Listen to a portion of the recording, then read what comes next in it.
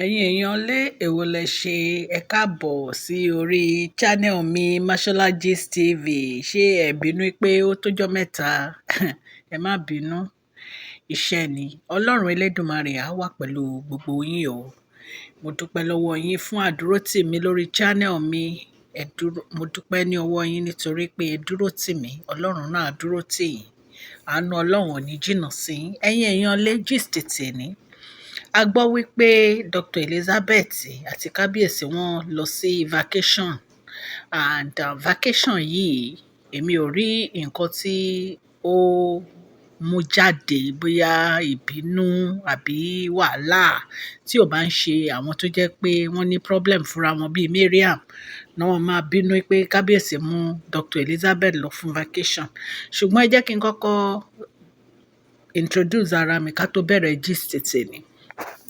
Orúkọ mi ni Mashola, mo máa ń sọ Yorùbá lórí channel mi. Mo máa ń sọ̀rọ̀ nípa celebrity gist, royal gist, politics àti gbogbo nǹkan tó bá ń lọ ní agbègbè wa ní Nàìjíríà. Ẹ̀yin èèyàn lé, tẹ́ bá ti subscribe, ẹ subscribe o, so that tí n bá ti post any gist ẹ máa rí. Ọlọ́run Elédùmarè á wà pẹ̀lú gbogbo yín o. Vacation tí Kabiyesi àti Dr. Elizabeth lọ kì í ṣe nǹkan tí ó bàdàn, ẹ̀yin èèyàn lé. Ẹ̀yin náà mọ̀ pé láti bẹ̀rẹ̀ ni Dr. Elizabeth gbá ti Queen Naomi tí wọ́n ń sọ̀rọ̀ wọn, tí wọ́n ń fa gbogbo àwọn nǹkan tó bá yẹ kán fà lẹ́sẹ̀ láti jẹ́ kí Queen Naomi wá sínú palace padà. Wọ́n dúró ti Queen Naomi pẹ̀lú ọkàn kan ni. Kì í ṣe ìyàwó tó jẹ́ pé ó ń ṣojú ayé. Gbogbo wa náà dẹ̀ la rí gbogbo nǹkan tí àwọn Mariam àti Ashley àti olórí Ronke ń fà lẹ́sẹ̀ nínú palace lórí ọ̀rọ̀ ẹ pé wọ́n fẹ́ kí Queen Naomi padà wá sínú palace. Ẹ̀yin èèyàn lé, ìgbà kan ni wọ́n ní Dr. Elizabeth fẹ́ kúrò nínú palace nítorí pé wọ́n ní wọ́n lọ complain fáwọn parents wọn pé Kabiyesi ò ní time fún wọn.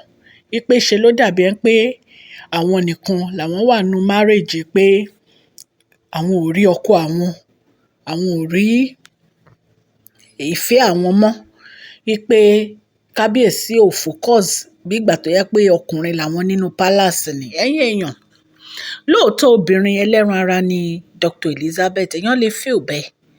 Àwa tá à ń sọ̀rọ̀ ẹ̀gbọ́n a máa ń feel bẹ́ẹ̀ lẹ́ẹ̀kọ̀ọ̀kan. Kò sẹ́ni tí ò lè feel bẹ́ẹ̀ pé ọkọ wọn ò ní time fún òun mọ́. Nǹkan tó yẹ kán sọ náà sọ jáde. Mi ò rò pé bóyá wọ́n try láti pé bóyá wọ́n ń jealous. No, mi ì believe pé Dr. Elizabeth ń jealous. Àwọn kan sọ, but mi ì believe ẹ̀.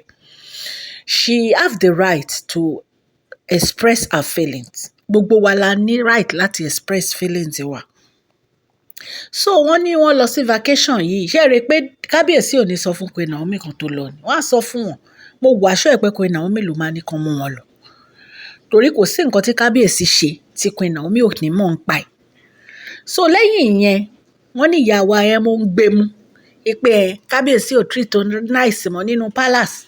Àtìgbà tó ń ti wọ palace, gbogbo iṣẹ́ tó yẹ kó ń ṣe wọ́n gbé fún Dr. Elizabeth. Why tí wọn ò ní gbé ṣe iṣẹ́ tó yẹ kó ṣe fún Dr. Elizabeth? Ṣé wọ́n gangan ṣé o lè give speech àbò o lè direct palace?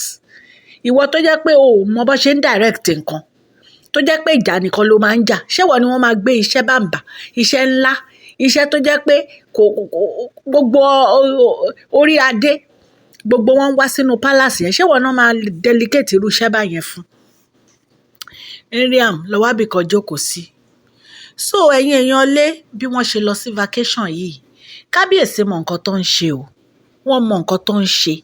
Ìyẹn ò dí plans ta ní tí wọ́n ti ń palẹ̀ mọ́, kò dí lọ́wọ́. Ẹ̀yin náà mọ̀ pé Queen Naomi gbogbo focus Kabiyesi ní ìsinmi bó ṣe máa padà wá sínú palace. Kò sí any other thing. So gbogbo nǹkan tí Queen Naomi ń ṣe, tí Dr. Elizabeth dẹ̀ ń ṣe, Kabiyesi appreciate ẹ̀. Kabiyesi mọ̀ fẹ́ compensate sí Dr. Elizabeth ni. Wọ́n dẹ̀ mọ̀ ṣe ni. So that àǹtí wa ẹ má fi gbémú sókè. Ṣó ti yé yín ẹ̀yin èèyàn lé?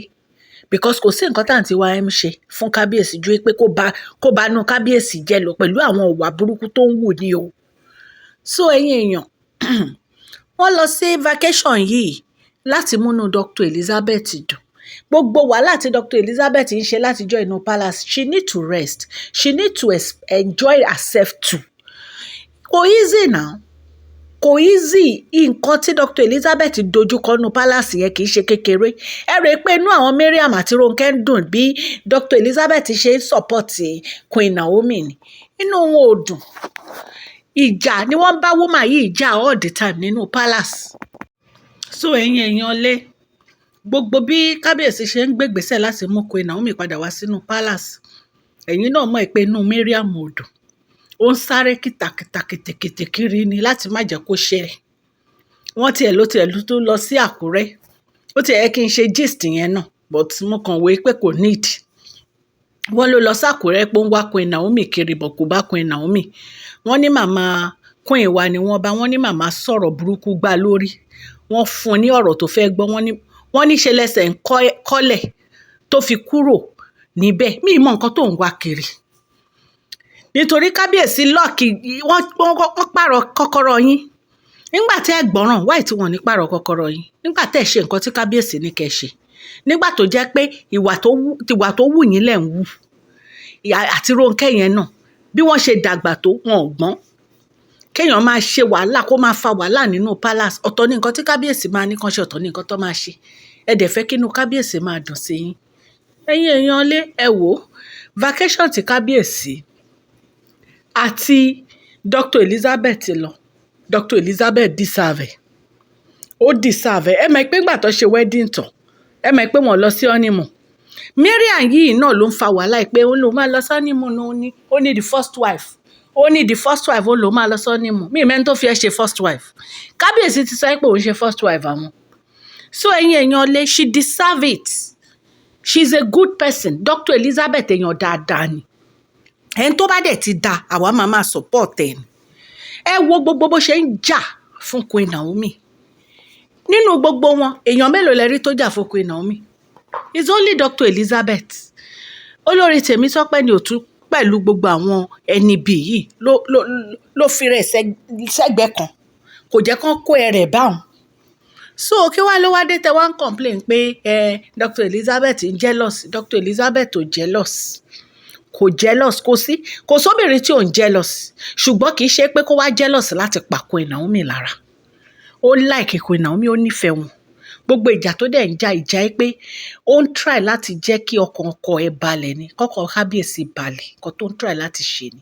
So mo ní kí n mú gist wá fún yín ni o. Etí tẹ fi ń gbọ́ mi ò ní di o. Ọwọ́ tẹ fi ń tẹ subscribe, like kò ní kan ìsàlẹ̀ àpò. Òkè lọ́lá yín á máa lọ. Please share this video, like and subscribe. God bless you all.